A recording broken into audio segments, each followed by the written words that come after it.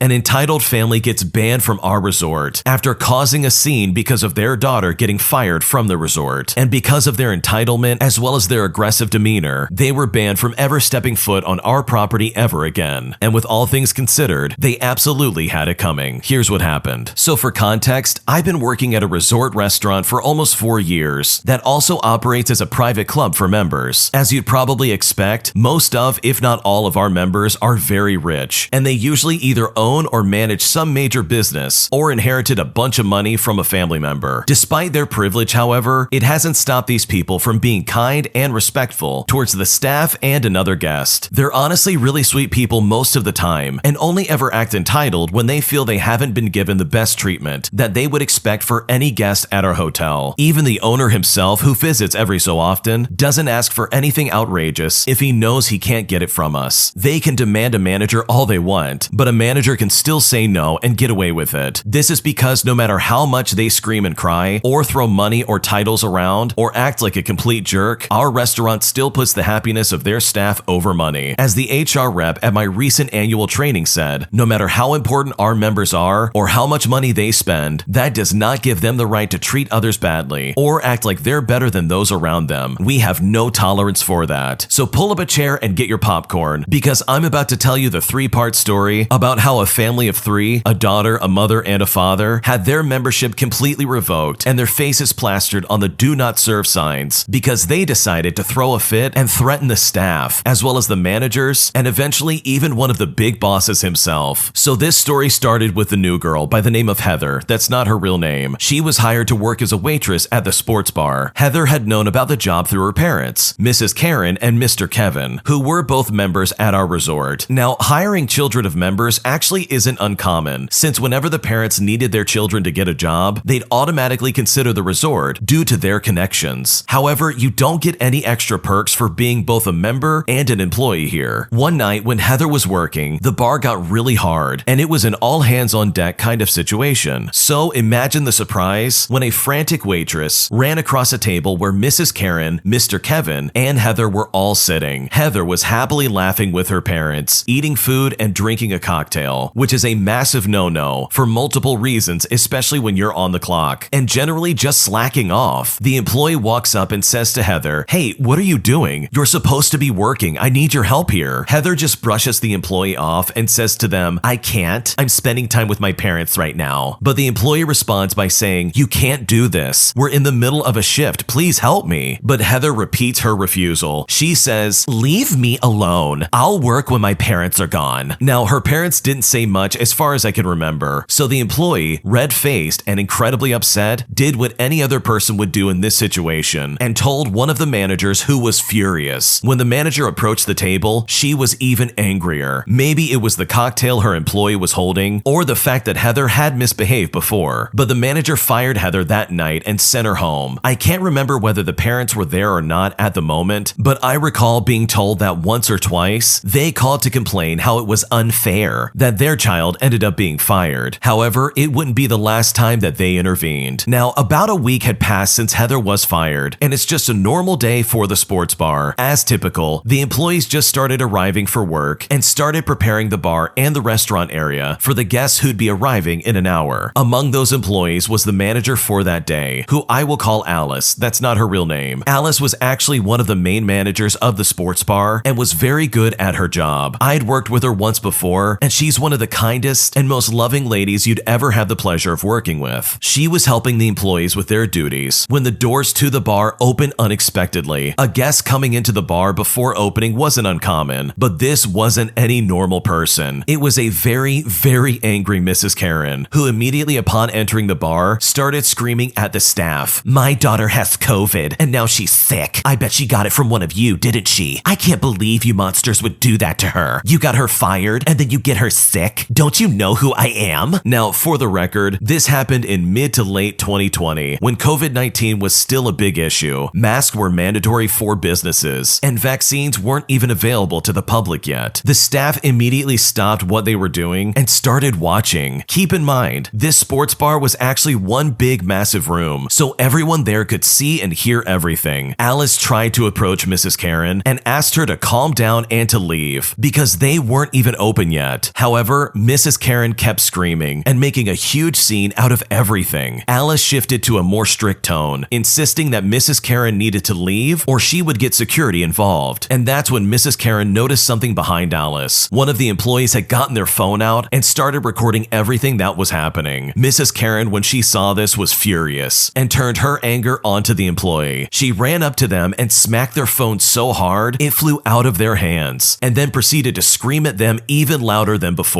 And you probably know what I'm about to say, because that Karen just assaulted an employee, and that is not okay. Alice immediately called security, who came to the bar almost immediately. Mrs. Karen had to be physically dragged out of the building by two very large security guards as she screamed every possible thing an entitled parent could possibly say. As you would expect from a situation like this, an incident report had to be filed, and since Mrs. Karen was a member of the resort, her and Mr. Karen's membership was temporarily suspended pending investigation. Security even had to print posters with Mrs. Karen's face on it, saying to keep watch and under no circumstances serve her or even her husband until further notice. And while we hoped that this would be the end of it, things only eventually got worse. Needless to say, Mr. Kevin, who was the primary holder on the family's membership, was furious about what happened. But what do you think he did? Did he reach out calmly and apologize? Did he wait a little for the dust to settle before repairing things himself? Well, if you've gotten this far, I'm here to tell you that this is not what happened. Now, most employees actually know where most of the major managers' offices are and know how to find them if they need them. While this was never taught to me when I was first trained, I believe it's probably just a cautionary thing. One of the major managers, our resort's general director, had his office located in the main building and, as you'd guess, has power over various departments. As you'd expect, his name is everywhere, including major emails the members would get about newsletters, as well as things like that. Everyone knew this man. They knew his face, they knew his position, and they knew what he did. On that fateful day, Mr. Kevin arrives at the resort and immediately starts asking employees where he can find the general director. Some naive fool who probably had no idea of anything going on gave him the answer and told him where he could find the general director. And honestly, I have no idea why this employee gave the answer so willingly, and maybe I'll never know, but Mr. Kevin charged straight to his office. Now, the general director was quietly sitting at his desk in his office when Mr. Kevin threw open the doors and, without hesitating, absolutely let out his fury upon this man. The general director, a man I'd never seen angry or raise his voice, immediately told Mr. Kevin that he shouldn't be yelling at him and that he will get security involved if he doesn't stop. But, and you can probably say this with me, Mr. Karen didn't stop. He instead kept insisting that his membership be reinstated, that his wife be let back onto the resort, that this was ridiculous, and that he spends thousands on us, and that we should apologize. After all, it wasn't his fault. But the general director was not amused. Of course, he was aware of the situation with Mr. Kevin's family and membership status, but his hands were tied, and what Mr. Kevin was doing at the moment wasn't exactly going to help him. I mean, would you help a man who just banged into your office door unannounced and started screaming at you almost instantly upon arrival? Just like his wife, security was called, and Mr. Kevin was dragged out of the office and thrown off the property entirely. I even think police got involved, but I can't remember for sure. But what I do remember is this being the final straw for Mr. Kevin, as well as his family. The courtesy of the general director just went out the window. Mr. Kevin's entire family not only had their membership terminated, but they were even banned from the property. But even then, what would you expect would happen? If you play with fire, you're probably going to get burned. In the end, there was a piece of paper and a family picture of Mr. Kevin and Mrs. Karen hanging on the wall of the security office with these fine words written on it. Mr. Kevin and Mrs. Karen's membership have been terminated due to their poor treatment of staff and the guests on our property. If you see these two anywhere on property or at the sports bar, do not serve them and immediately call security. The poster stayed on that wall for almost 2 months. I would often talk to some of the officers at the security, and they never saw or heard from them ever again. But honestly, those two nutcases had it coming. So honestly, good riddance to those entitled jerks. That is absolutely a fantastic story, especially when you consider how entitled they really tried to be. They tried every angle to get their membership back, and all over their daughter being lazy at work. Like, hello, when you're at work, you have to work. It's not your time to get a cocktail and sit down and eat with your family. Like, that's not okay. And I mean, that's basically like 3 strikes and you're out. Heather was being lazy at work, Mrs. Karen basically assaulted another employee, and Mr. Kevin broke down the door to this guy's office, thinking that that would make a difference. conference. But thankfully, instead, it landed him in hot water and his entire family got banned from that resort. So it's honestly really great to see that karma came their way and put these entitled people exactly in their place. If you like Am I the Jerk, you're probably going to love Am I the Genius? Check it out, link down below in the description. I caught my girlfriend emotionally cheating on me, and I'm so hurt by that, and I seriously don't know what to do. Here's what happened. So my girlfriend has been a little distant for a while and getting angry at very small things. We've both been under a lot of work-related stress, and the winter months haven't been great. We haven't been able to go out and have any fun together. I booked us tickets to a concert a few weeks ago, but wasn't able to go out due to work. I wanted her to enjoy herself, so she went without me and had a great time. She said she missed going out and wants to go out more with her friends, which I understood and was fine with. She went out a few weekends ago and came back late. I trusted her, so I didn't really think anything of it. I just asked the normal questions and was happy that she enjoyed herself. The following weekend, she went out again on the Friday and Saturday until late at night. I felt a little concerned, but again, I tried not to be a jealous partner and just support her in being her own person so that she could release some stress by dancing and talking with her friends. But it was then that I started thinking, I know most of these friends, but why did my girlfriend not invite me to join any of these nights out? I mean, one night out, sure, that's okay. Maybe they wanted a girls' night out or something like that. But 2 nights in a row where the option of me joining them wasn't even on the table, well, that to me is a massive red flag. I confronted her and I asked her to be honest with me, and she told me at the concert she met someone that she felt some attraction to and exchanged phone numbers with them. Now, this isn't too unusual. Her job means that she does a lot of self-promotion and often shares her Instagram as well as her contacts with people that she meets. They have been texting for a couple of weeks now, and these nights out with these friends, she has invited him and his friends to join up, but she doesn't involve me, her boyfriend. She insists that nothing physical happened and that it was just friends hanging out with other friends. But I'm really struggling to believe this. She already lied to me about these nights out, and I really feel hurt. She says she wants to make things work and that she is sorry that she let things get so far with this guy. But she is the one that wanted to spend time with him. She chose to invite him and not me. Her reason was that she thought I didn't want to go out because we haven't gone out together in a very long time, and this is mostly due to lack of good communication between us. We've been struggling for a bit to rekindle our spark and excitement. Falling into a bad routine and working a lot all just makes it so very difficult. I think she missed that and was enjoying the attention from a new person. I don't think this is an excuse for what she did, and neither does she. She seems to be genuine in her apology and telling me the truth. I told her she has to cut all contact with this person and block him, which she agreed. She wants to make things work and feels remorse for her actions. I'm not sure how to deal with all of this, and the fact her friends were apparently cool with her inviting some random guy simply does not sit well with me either. Those aren't really good friends in my opinion, and at this point I don't know what to do. I think you're both on a really good track to figure this out. It does sound like your girlfriend wants to be honest with you, and she wants to dedicate more time to your relationship, which I think is very valuable. And in regards to her friends, I think that's also super sketchy. The fact that they didn't say anything to you, especially since they are mutual friends from the sounds of it, is really messed up in my opinion. Like, there's no good excuse for that, simply put. And if they really cared, they would have 100% stepped in and at least pulled you to the side and said, hey, this is what's going on. So hopefully with some work, you both can figure out your relationship and try and get back on a good course, because it sounds like you both do really want to try, and hopefully your girlfriend can continue to make the steps necessary to cut this guy out completely and choose to dedicate her time to you and your relationship. My parents are trying to control where I go with my life, and at this point, I seriously don't know what to do. So I'm a 19-year-old male who's hoping to enter university this year, but the problem is my parents forced me to apply for medicine. I didn't get in the first time, and they made me apply again, but with biomedical engineering as a backup. It seemed to me that my God doesn't want me to go there, and not only that, I never have been interested with healthcare in the smallest capacity, only the technological side of it. I've always been interested in technology and computer science, and did very well at the GCSE, and I'm very good at maths. And these are skills, especially with maths, that they know I have, but want me in a field where I won't do any math that much. Every time when I was little, I would tell them about a tech idea or draw up my own blueprints of them, and they would just laugh at me. At the time, I didn't think much of it and thought they were happy, but as I've grown and their recent attitude towards what major I do, I can see they were just mocking me me the entire time. My second application for medical school seems unsuccessful again, even though I've met and exceeded the grade requirements that I would need to get in. But they said that hopefully the biomedical engineering majors are accepting new applicants, and afterwards I will then study medicine. It doesn't even make sense to me. It's not something that I want to do. And then they just gaslight me with things like, oh, we hope you look after us with your first paycheck. My mom even said that she wants me to give her $1,000 from it as well. I feel so cornered and constricted. Even the money for my summer job is in my dad's account because they refused to help me set one up before, and because I have no proof of address, so I can't set it up. So I'm just stuck in so many areas. After doing my own research, I've started coding and started taking courses, and they ask me why I'm doing it, and they scoff at me learning these things, and it's honestly really starting to upset me. I hope I get in for biomedical engineering, but change course to a computer science and math combined major. But I don't know if I should tell them or how to change without being betrayed and inevitably shunned by them. What should I do? This really is an awful situation because it sounds like your parents are trying to control what you do and don't want to do with your life. At the end of the day though, they absolutely cannot force you to study something you don't want to get into. So it might be as simple as saying, Mom, Dad, I'm not going to be a doctor. I want to choose my own career. And if that means they cut you off financially and they refuse to give you any money, then at least you know exactly where you stand with these people. Because from the sounds of it, they don't have your best interest in mind, but instead they see you as some kind of piggy bank. And that's not fair for you in the slightest. I know that if I was in your situation, I would be brutally honest with these people and set some very clear boundaries of what is and isn't okay. Make it clear to them that this is not something I'm going to do, and you cannot make me pursue this career path. Because at the end of the day, this is your life. And if you don't do exactly what you want to do, you really will be miserable by the end of it. And I would seriously start looking at getting your own bank account, because the fact that they're taking your money away from you while also refusing to help you set one up under the hopes that they'll just keep getting your money is incredibly toxic. I would personally walk into a bank and be like, okay, what do I need to set up a bank account? And then secure whatever documents you need to get your own bank account. You deserve your own money, and you absolutely deserve autonomy over your own life. So hopefully this goes well for you, because the way your parents are treating you is absolutely unacceptable. And if you don't want to go into medicine, then in my opinion, that's absolutely what you need to tell them. My boyfriend does absolutely nothing around the house, and it's slowly driving me insane, and I don't know what to do. So my boyfriend works a manual labor job, and that's actually how we met. I've also done manual labor jobs myself, so I know exactly how exhausting it is. However, I still kept my house clean and cooked dinner as much as I could. I cook dinner every single night for him, as well as breakfast on the weekends. I also do 90% of the house cleaning. He has occasionally vacuumed maybe like 3 times in 4 years. Obviously, I'm losing my mind at this point. He thinks that being tired is an acceptable excuse for not doing the one thing I asked him to do, which is the dishes. That's literally it. I cook all my meals at home, so if last night's dishes aren't done, I have to do the dishes before I can make another breakfast, as well as the rest of the day's meals. A lot of times, I don't even say anything to him. If he didn't do the dishes, I just quietly suck it up because I know it sucks to work. But I can't help the fact that I feel disrespected. If I lived alone or had a normal roommate, I wouldn't be cooking dinner every night. Some nights I would just order out or eat nothing. I wouldn't have to pick up after anyone other than myself. Likewise, if he was single, no one would be cooking dinner for him. No one would be doing the dishes for him. No one would be cleaning the house for him. I am not a stay-at-home wife. We split bills 50-50. So it begs the question, I'm not crazy, right? Like, I get sacrificing for your partner, but I don't see how he's sacrificing anything for me. He didn't put a ring on it. He doesn't have any plans to put a ring on it. Is him being tired from work an acceptable excuse for just coming home and doing nothing? If he was living alone, I guess he would just come home from work and crash and do nothing anyways. But he also wouldn't eat anything if he did nothing. What should I do? It really sounds like he needs to step up and do some housework. I totally understand that he's tired after a long day of work, but honestly, if this really is a 50-50 bill split, the least he could do is step up and do the dishes. Like, it's not that hard to step up and get it done. And by not doing it, he's just being super selfish, and that's not fair for you in the slightest. So honestly, in my opinion, there's no good reason why he would have that excuse. And hopefully, if you talk to him, you can come to some kind of compromise, and he can hopefully see that yes, he does in fact need to step up more. Thanks for watching. When you subscribe, make sure to hit the bell to turn on notifications so you never miss a video. To finish listening to all the stories, use the play playlist at the top of the description. And if you like Am I the Jerk, you're probably going to love Am I the Genius. Check it out in the description below and subscribe.